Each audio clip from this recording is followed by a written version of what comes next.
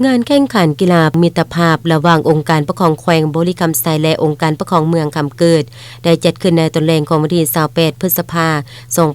2025อยู่ที่เดินกีฬาใจกลางเทศบาลเมืองคำเกิดทีมองค์การปกครองแขวงบุรีคำไซนำโดยทานคำเวนปัญญานุวงศ์ทีมเมืองคำเกิดนำโดยทานเพชรสมัยไสญาธิจักรเกมการแข่งขันเริ่มขึ้นทีมองค์การปกครองแขวงเป็นฝ่ายบุกใส่ทีมเจ้าภาพเพจให้ทีมเจ้าภาพตั้งเกมบ่ทันเพียงภายในเวลา10นาทีสามารถยิงประตูนำไปก่อน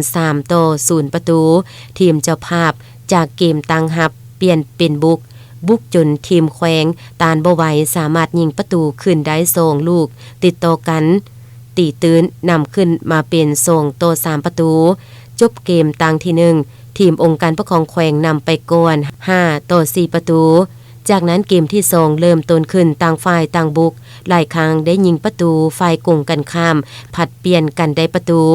นักกีฬาทั้ง2ทีมถือเอาการแข่งขันกีฬาเตะบอลในครั้งนี้ออกกำลังกายเพื่อสุขภาพมิตรภาพที่ดีร่วมกันนอกนั้นยังได้ถือเอาโอกาสดังกล่าวนี้แลกเปลี่ยนบทเรียนด้านกีฬาและทดสอบบทเรียนหัดแน่นความสามัคคีฮักแพงระหว่างองค์การปกครองแขวงและองค์การปกครองเมืองตึมอีกผลการแข่งขันจบลงทั้ง2ตั้งทีมองค์การปกครองแขวงบุรีคำไซสามารถเอาชนะทีมองค์การปกครองเมืองคำเกิดไปได้อย่างวุดวิด10-9ประตู